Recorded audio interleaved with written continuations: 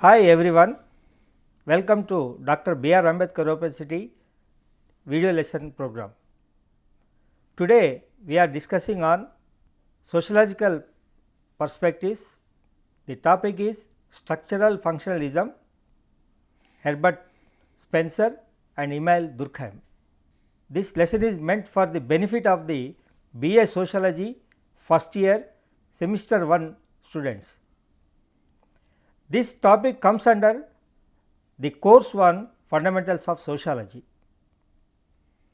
Today we have an expert, Professor H.R. Jayapal, Professor of Sociology, Karnataka State Open University, Mysore, Karnataka State. Welcome you, sir. Thank you, sir. Thank you for accepting our invitation, sir, and for participating in this video lesson program. It's my pleasure. Thank you very much, sir. Sir, we have sociological perspectives block is there. In that we have structural functionalism. Now we will discuss about the Herbert Spencer and Emile Durkheim. Yes, sir. First of all, we will start with the contributions of Herbert Spencer.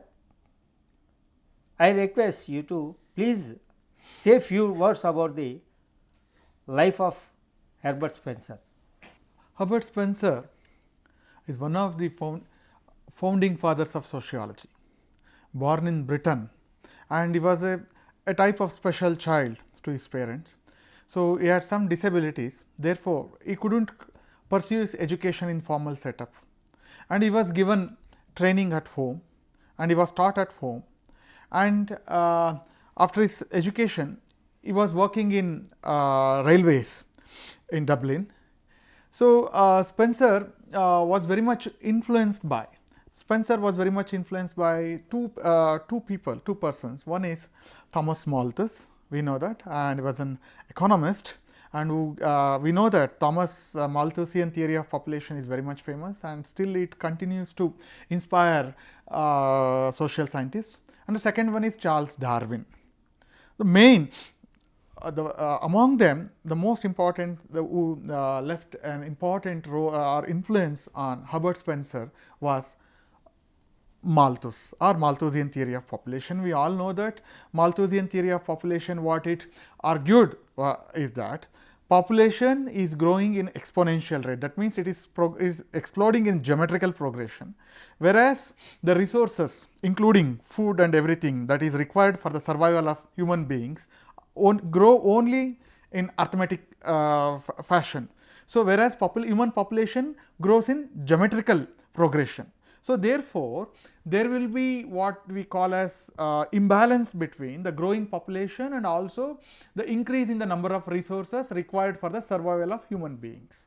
So, this leads to problems, this leads to conflict, and it will bring disequilibrium. And then whenever the population becomes very high, which becomes burden to the planet Earth, then the mother nature takes all measures, natural measures to eradicate unnecessary the population which is considered as burden. So, this has deeply impacted the mind of Herbert Spencer.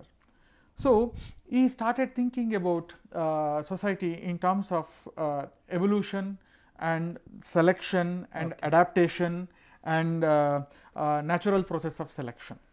So, before that, what is meant by structural functionalism? Yeah, sir, structural functionalism is a perspective. There are three major perspectives in sociology. One is structural functionalism, second is conflict perspective, third one is interactionist perspective. So, interactionist perspective, when we say it, more or less it applies to symbolic interactionist perspective. Apart from that, we have also other perspectives like ethnomethodology and phenomenology, but these are the three major perspectives: structural functionalism, conflict perspective and interactionist perspective. Why we call them as perspective, sir? It is a question. Okay. Perspectives, what I would like to share with you is, perspectives are higher than theories.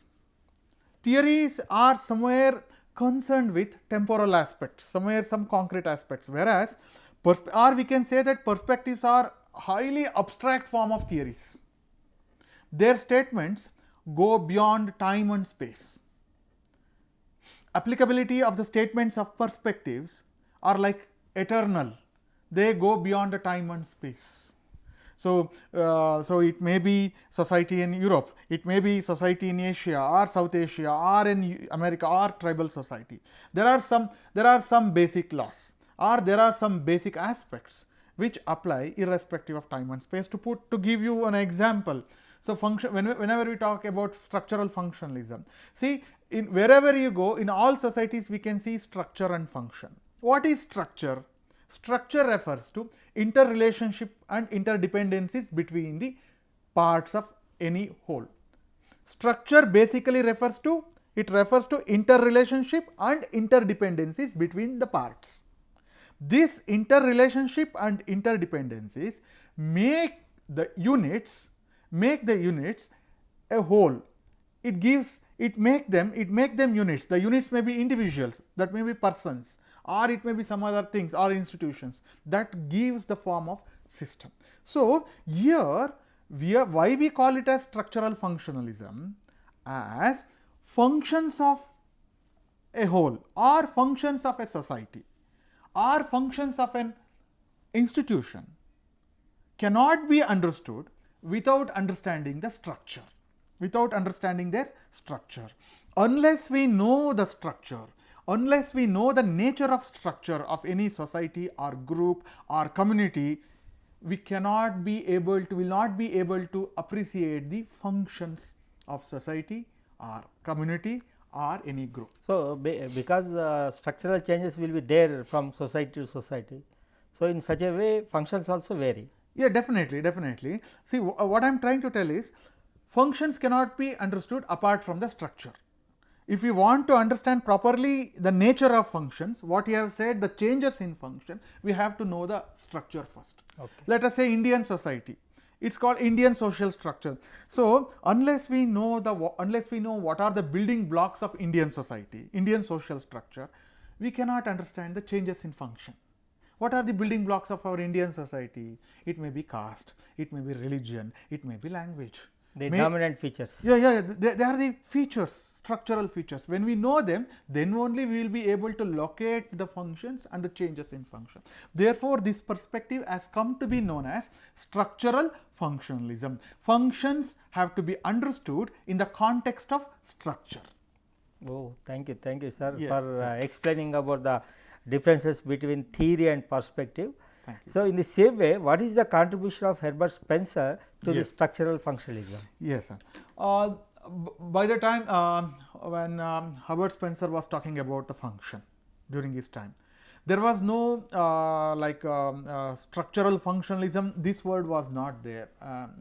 Rather, they talked about structure and they talked about function, but structural functionalism as a perspective, this name was not there. But definitely Spencer spoke about the structure and function of society. What was the basis for his understanding of the functions of society? Spencer's understanding about the functions and structure of society emanates or emerges from his understanding about the organism. Spencer drew analogy between society and organism. He compared society to an organism. So, this is called as biology, this is called as organic analogy. So, according to Spencer, society and a being, an organism, have similarities. They have their own structures, they have their own parts, deaths. Yes, they have their life cycles, just how, and also the growth, the size. So, when we talk about structure, it is also popularly called as morphology.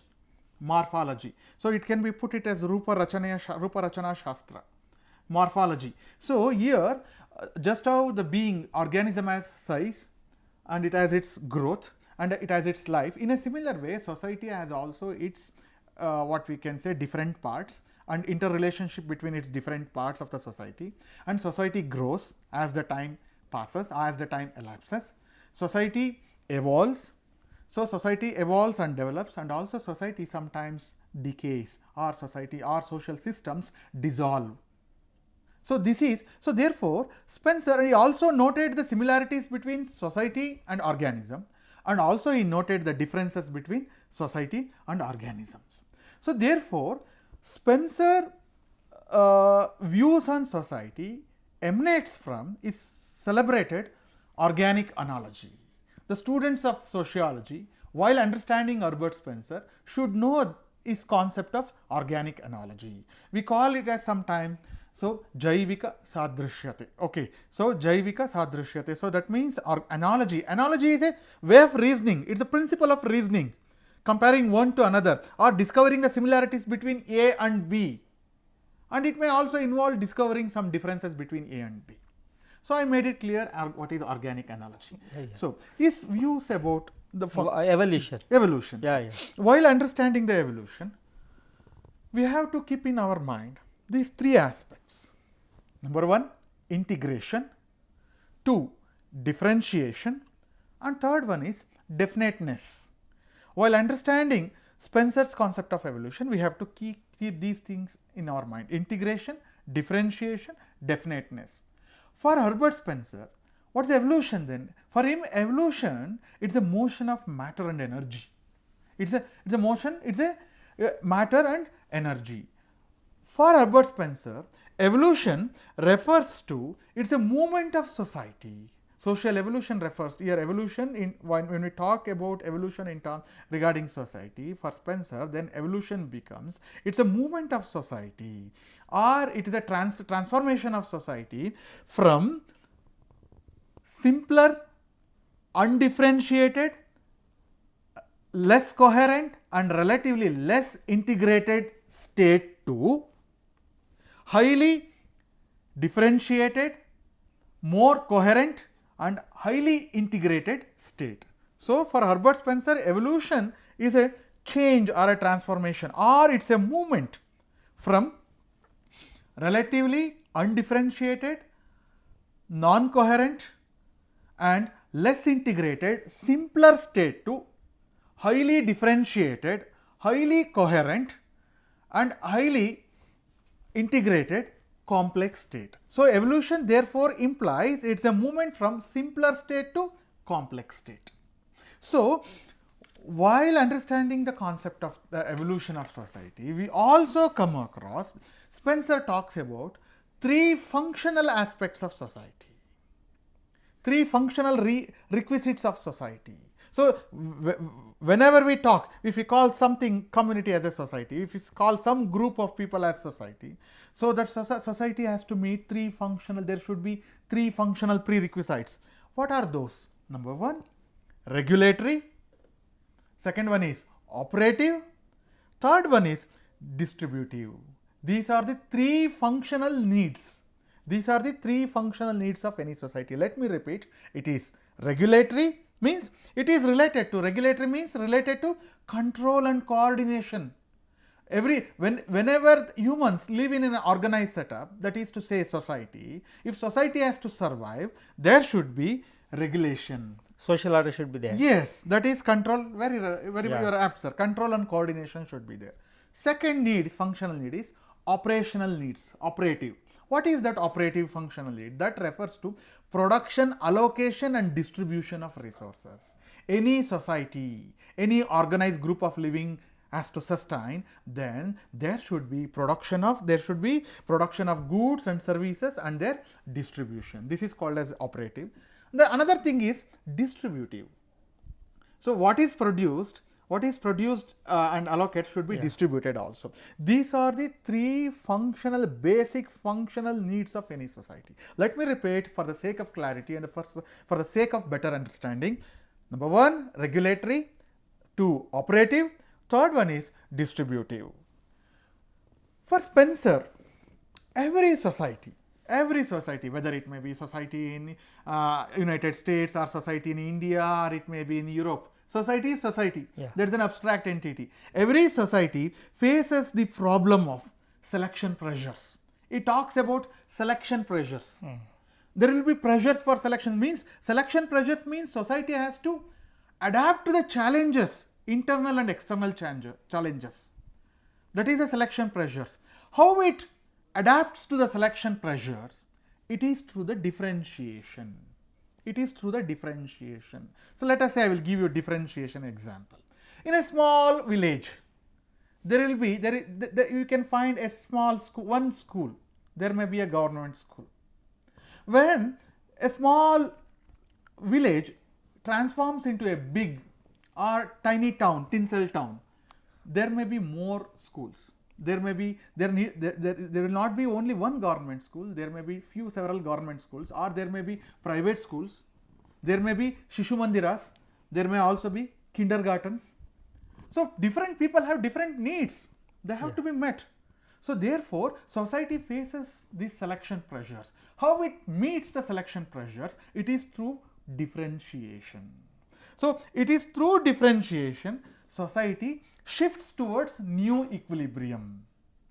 So, that is evolution from undifferentiation to differentiation.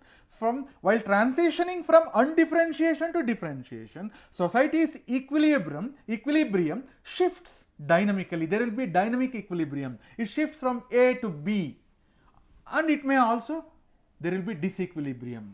Okay. Disequilibrium. And leads to disintegration. Sir. Thank you, sir, for explaining about Herbert Spencer and his contributions and views on evolution and other things. Likewise, we have another perspective by Emile Durkheim, another pioneer of founding fathers of sociology. Can you say a few words about the Durkheim, sir? It's my pleasure, sir, definitely. Dear friends, whenever we talk about Emile Durkheim, we should know, the word should come to our mind, that is classical sociology.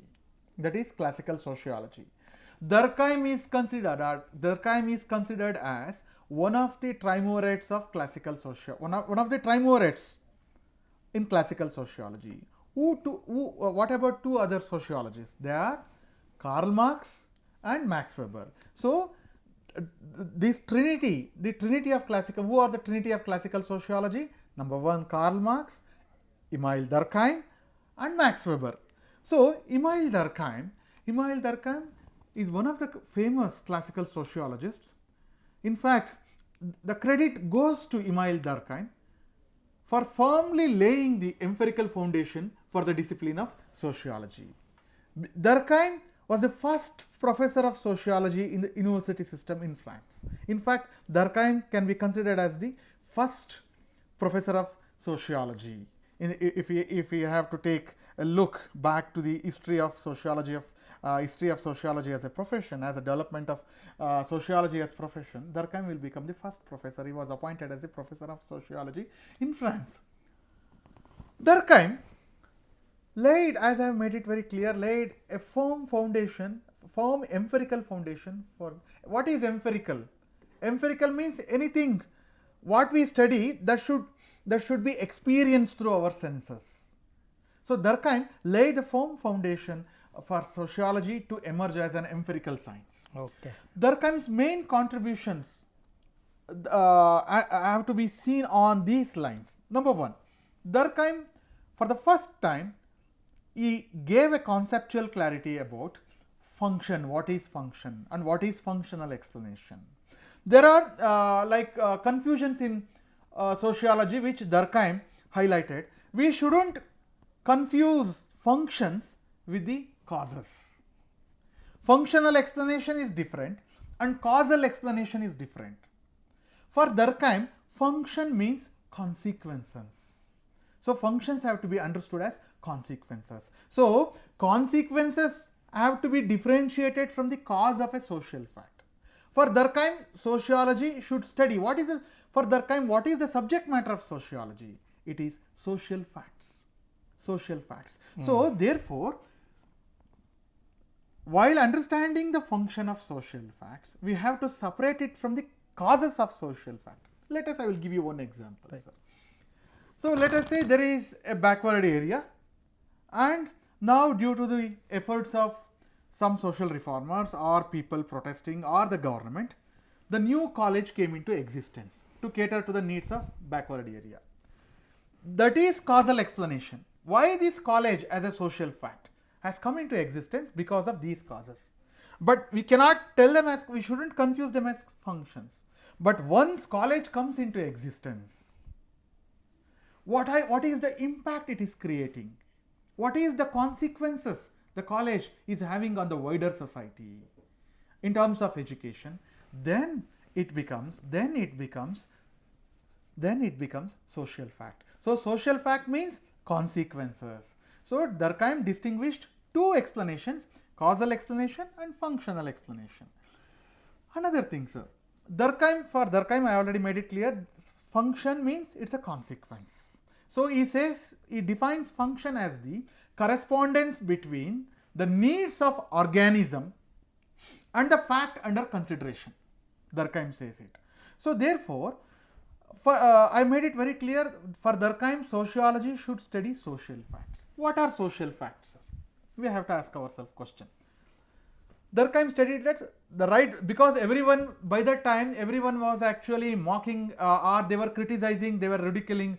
So economics is also social science, political science is also social science, that is also social science. And what sociology, what else, what different it studies?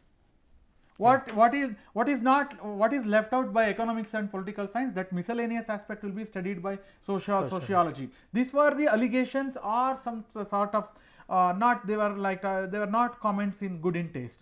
So Durkheim showed to the world that sociology has its own independent subject matter. Sociology has its own distinct subject matter. What is that? That is social facts. So what are social facts?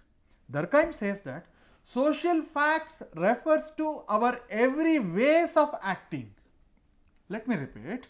Durkheim says a social fact or social facts refer to our every ways of acting. It's every ways of acting, any type of acting, whether fixed or changing, or capable of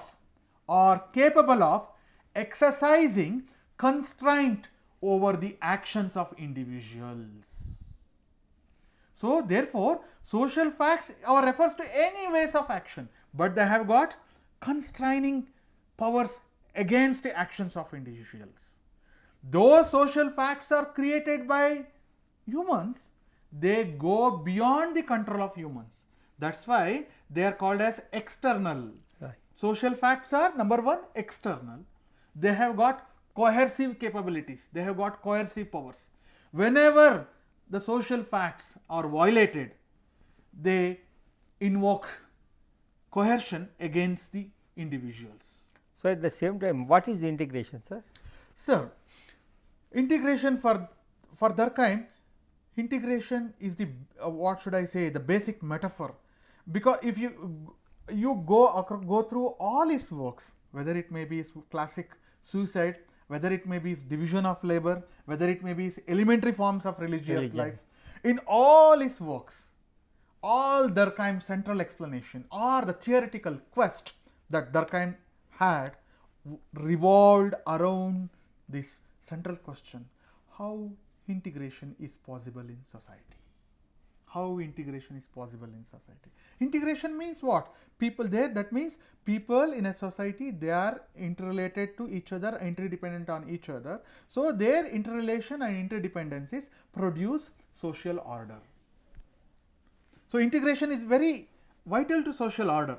So integration means people are related to each other, they are dependent on each other for their needs, and then we can see a positive aspect. So their interrelationship and interdependencies produce social order. That is integration. Okay. So whenever we talk integration has to be measured in terms of the defining criteria, in terms of the major criterion, that is consensus. To what degree people in a given society share consensus, sahamata. So how do they, anything may be, if you go to any village, a smaller society, simpler society, you may see a sort of, if you go to a society or community which is smaller in size, people have consensus about the vital issues of their village. They don't have any they have common opinion. Yeah, common, that is consensus. They share, that consensus is shared. shared between them. That's why we call it as a shared consensus. So integration can be measured by the variable of consensus. Sir, on the base, Durkheim classified this integration into two types. One is organic, one is mechanical, another one is organic. Mechanical, he talks about solidarity. That mechanical solidarity or this type of mechanical solidarity can be found in simpler societies, whereas organic solidarity can be found in complex societies. Industrial society. Industrial society. Urban society. Yes, where every individual performs altogether a different task. Every individual therefore specializes in his own task, and as a consequence, every individual depends on other for the satisfaction of their other needs. Okay. So every day, whenever we get up from the day, every day when we wake up from our bed, what we do, we go to milk parlor and bring our milk. So we will go to shops to bring groceries. We will go to medical shops. If we have any problem of health issues, we will go to doctor and medical shop. If we have anything, if we want to have some entertainment, something, we will go to cinemas. Now multiplex, what we talk. Or so every except, so I am a teacher, I am teaching and doing research. For this I am specialized, whereas for my other needs I have to depend on others. So therefore, in modern complex societies there is more interdependencies. One has to depend on others. Let us say all of a sudden, if state railway or state road transportation corporations employees all of a sudden they declare a strike, can we gauge the impact of its strike? So there may be some individuals, they want to go to company to want to reach the place where they will be facing interview. Students may want to go to examinations to write their examination, or some people want to visit their who may be in a hospital, someone has to be taken to hospitals. So these are the things, sir. In complex societies, So, therefore, can you say about the suicide, Yes. types of suicide? Yes, sir. For Durkheim, suicide is basically a social fact. Suicide is basically a social fact. And Durkheim, whether it may be suicide or crime, it is common to all societies. It is an average. So, in average figure, on an average, it is present in all societies. No society is free from like crimes or problems like suicide. But Durkheim's concern lies in detecting or in finding or in recognizing the factors which lead to abnormal growth in the incidences of suicide or in the incidences of crime. Crime as an average, suicide as an average is present in all societies. So Durkheim considers whether it may be suicide or crime as a social fact. But the speciality of the suicide as a social fact, Durkheim's views on suicide as a social fact is that Durkheim viewed suicide from the point of integration and regulation. Whenever there is higher integration, whenever there is lack of integration, when individual is insufficiently integrated with a group, then it leads to egoistic suicide. Whenever individual is overly integrated with his group, it leads to altruistic suicide. So integration therefore should be at equilibrated rate. It should be at equilibrium. Then suicide will be less negligible. If there is more integration, it leads to altruistic suicide. If there is less suicide, it leads to egoistic suicide. Another principle, he talks about regulation. One is integration, second is regulation. Every society there are norms which regulate the actions of individuals. Let us see, if all of a sudden there is a valet is, we can see if a valet is lying on road or somewhere it is there, we will not touch it and take the money away. What our norms values tell us, take it, see if it is any address like that, we will see that it will reach the needy, the right person's hands, or we will take it to police station. These are the norms that guide us. So there is a regulation of our actions, but when regulations are less, when norms lose their effectiveness, people will be in confusion what they have to do, what they should not do. This also leads to rise in the incidences of suicide, which he calls as altruistic suicide. Similarly, when there is over regulation of individuals, So, when there is a lack of regulation, it leads to anomic suicide. When there is over regulation of individual, it leads to fatalistic suicide. When norms have become so tighter, when norms become so stringent and strong, when it doesn't give individuals a sense of space and freedom, individual feels very pessimistic and they may commit suicide. This is called, so we say it's nirashatmaka atmahatya, like that. It's a pessimistic suicide. So thank you, yes, thank you, sir. Thank you, sir. Within the short period, with a limited time, you have explained about the contributions of Herbert Spencer and Emile Durkheim elaborately. Thank you for sharing your views on sociological perspective. Thank you, thank you. Thank you very much, sir. Thanks for the opportunity.